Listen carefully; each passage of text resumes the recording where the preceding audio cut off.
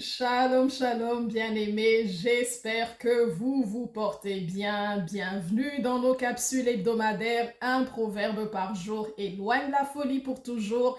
Hier, c'était la fête de Pâques que les chrétiens du monde entier ont célébré, ont fêté la journée de Pâques, donc la résurrection de notre Seigneur Jésus-Christ. Aujourd'hui, justement, un proverbe par jour va vous proposer d'aborder cette fête ou de parler de cette fête, mais sous une perspective différente, sous la perspective de la foi.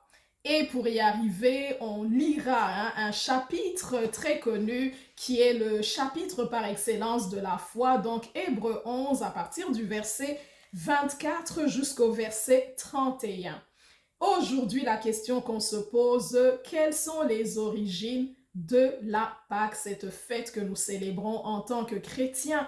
La Pâque nous est relatée pour la première fois dans le livre d'Exode où Dieu va demander à son peuple qui était esclave en Égypte de se séparer de ce peuple, de se séparer de ses coutumes, de ses traditions et de briser ce lien de servitude qui pesait contre lui et de commencer un voyage dans le désert, un voyage de purification, un voyage de consécration, mais également un voyage de foi.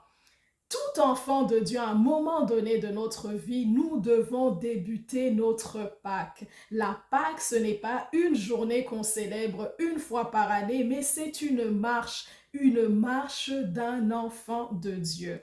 Aujourd'hui, alors, si vous me permettez, avec la résurrection de notre Seigneur Jésus-Christ, tout enfant de Dieu doit commencer cette marche de purification, cette marche de sanctification et cette marche de foi. On voit que Dieu va prendre son peuple, il va le conduire dans le désert.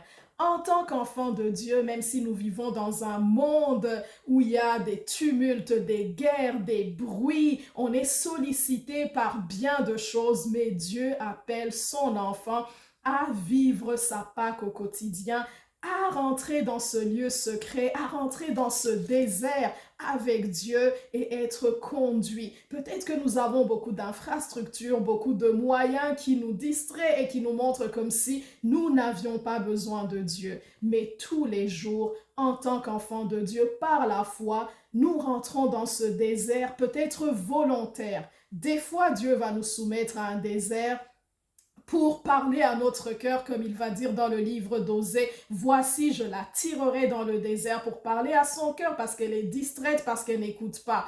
Mais des fois, ou pour la plupart du temps, c'est bien qu'un enfant de Dieu décide d'un désert volontaire, de s'enfermer dans sa chambre, ou bien même si on serait au milieu d'une foule, qu'on décide de faire silence autour de nous et de marcher par la foi, de dire Seigneur, pour cet événement, comment veux-tu que je me conduise? Comment veux-tu que j'agisse? Je suis dans un désert, je décide de dépendre de toi. Peu importe ce qui m'entoure, qui me dirait comme si je n'avais pas besoin de Dieu, mais que nous puissions apprendre en tant qu'enfants de Dieu à vivre cette Pâque au quotidien.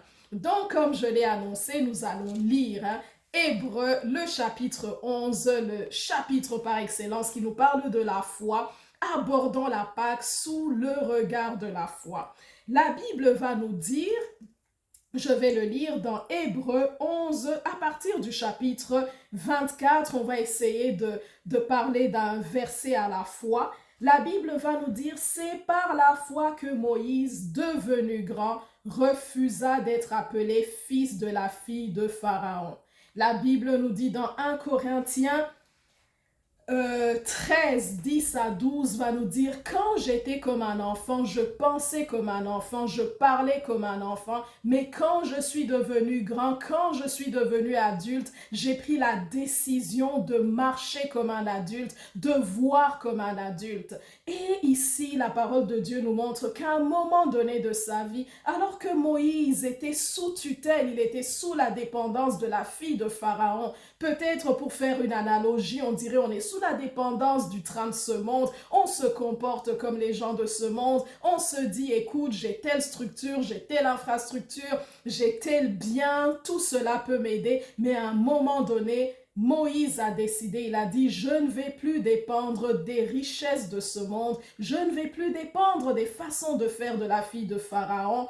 Lorsqu'il est devenu grand, il a décidé de s'en défaire et de débuter sa marche. Donc, c'est par la foi que Moïse, devenu grand, refusa d'être appelé fils de la fille de Pharaon, aimant mieux être maltraité avec le peuple de Dieu que d'avoir pour un temps la jouissance du péché. Jésus va nous dire dans sa parole que si tu m'aimes, prends ta croix et suis-moi. Lorsque nous aimons Jésus, nous abandonnons le train de ce monde. Nous ne nous conformons pas au siècle de ce monde, au siècle présent, mais nous prenons notre croix et nous suivons Jésus par la foi.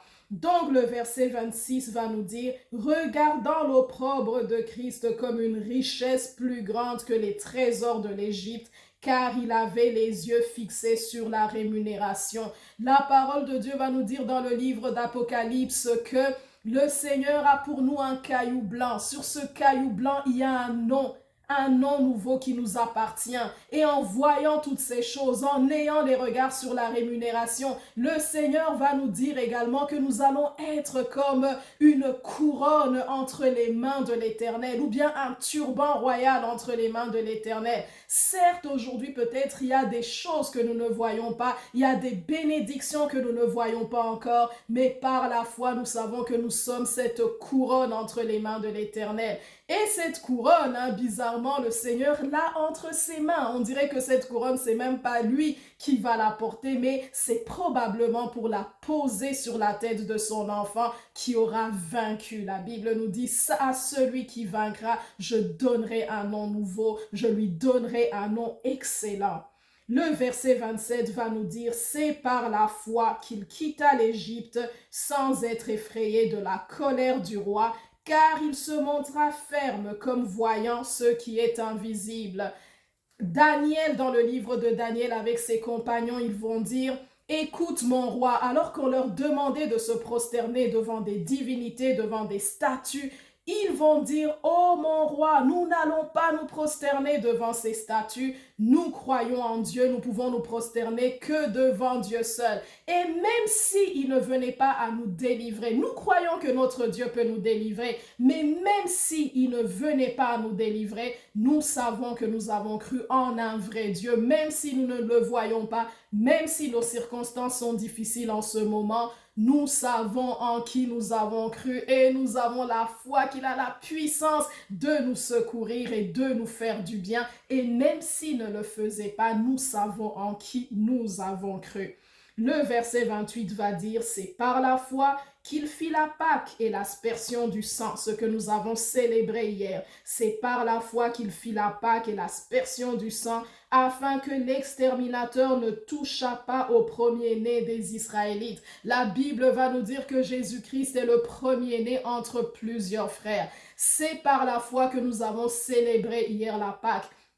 C'est par la foi que nous croyons que l'œuvre que Jésus-Christ a accomplie à la croix, c'est l'œuvre qui nous sanctifie de nos péchés, qui nous lave, qui nous purifie et qui va nous garder jusqu'au jour que le Seigneur nous promet en parlant de la résurrection des morts. Nous ne sommes pas comme ceux qui n'avons pas d'espérance. La plupart des personnes dans ce monde, elles vont se dire, elles vont être malades peut-être, elles vont peut-être mourir, ou avec tout ce qui se passe comme guerre à gauche, à droite sur la planète, les gens qui n'ont pas d'espérance vont se dire, quel sera mon lendemain? Mais nous avons la foi que le Seigneur Jésus-Christ, non seulement il nous a sauvés, il nous a prévenus des œuvres de l'ennemi, mais il va nous garder jusque dans la vie éternelle. Il va nous protéger du destructeur ou de l'exterminateur. La Bible ici nous dit que afin que l'exterminateur ne touchât pas au premier-né des Israélites.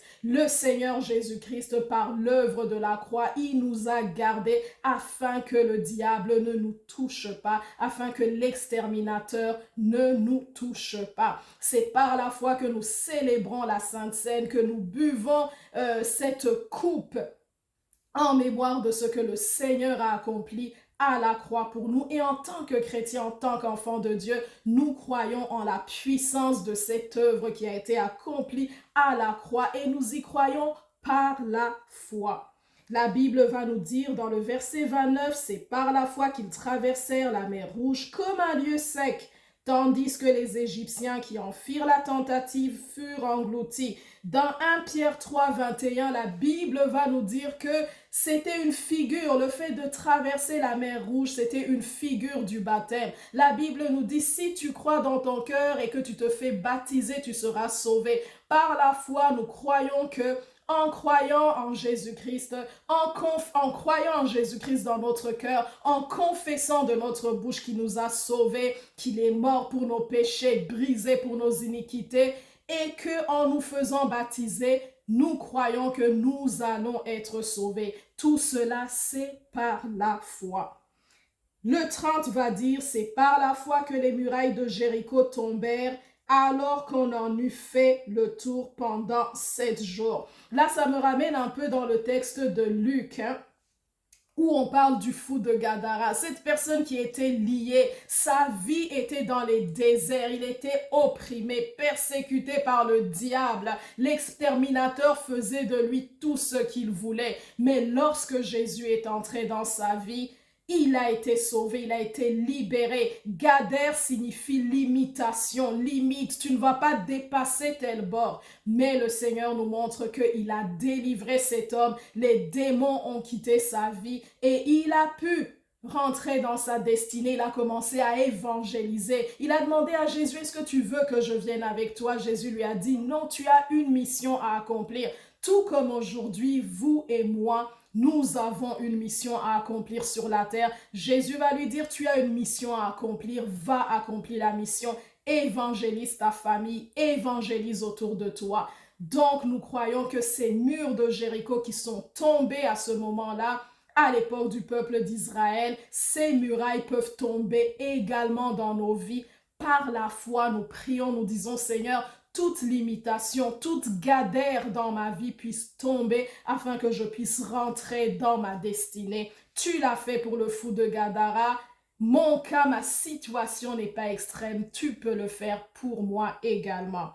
Et le dernier verset, le 31, qui va dire, c'est par la foi que Rahab, la prostituée, ne périt pas avec les rebelles, parce qu'elle avait reçu les espions avec bienveillance. La Bible va nous dire que nous ne sommes plus des étrangers. Rahab qui était une étrangère. Nous ne sommes plus des étrangers, nous ne sommes plus des gens du dehors, mais nous sommes des enfants de Dieu, un peuple acquis, un peuple saint, une nation sainte, un peuple de sacrificateurs. La Bible va nous dire que Dieu, Jésus, a brisé les murs de séparation. Il a fait de nous un seul peuple, il a fait de nous des enfants de Dieu. Enfant de Dieu où Jésus-Christ est le premier-né, la prémisse, le premier-né entre plusieurs frères.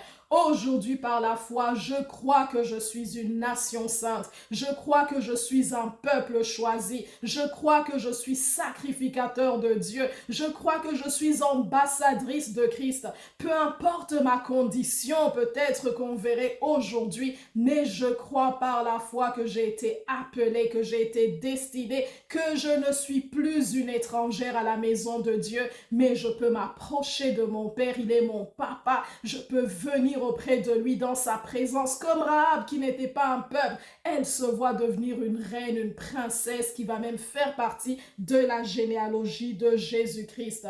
Aujourd'hui, en tout cas, je vous laisse avec Ésaïe 55 qui va dire, vous tous qui avez soif, peut-être que vous avez une soif dans votre vie, peut-être qu'il y a une soif dans ma vie, mais la Bible dit, venez aux eaux, venez, buvez sans argent. Pourquoi pesez-vous de l'argent pour ceux qui ne nourrissent pas? Pourquoi pesez-vous de l'argent, votre temps, pour ceux qui n'enrichissent pas, pour ceux qui vont périr avec le temps? Mais le Seigneur nous invite aux eaux, il nous invite à boire. Il s'est donné comme cet agneau pascal, il s'est donné à la Pâque. Donc, pour récapituler, marchons par la foi. La Pâque, ce n'est pas une journée qu'on célèbre dans le calendrier grégorien à un moment donné, mais c'est une marche de consécration dans le désert, une marche de purification, de sanctification dans le désert, mais une marche également de la foi, une marche par la foi. Et je vous invite à embrasser cette Pâque, à embrasser cette marche au quotidien avec notre Seigneur Jésus-Christ. Que le Seigneur vous bénisse, que le Seigneur vous garde. Un proverbe par jour, éloigne la folie pour toujours, nous appelle à célébrer Jésus-Christ qui est notre Pâque. Le Seigneur vous bénisse. Bye.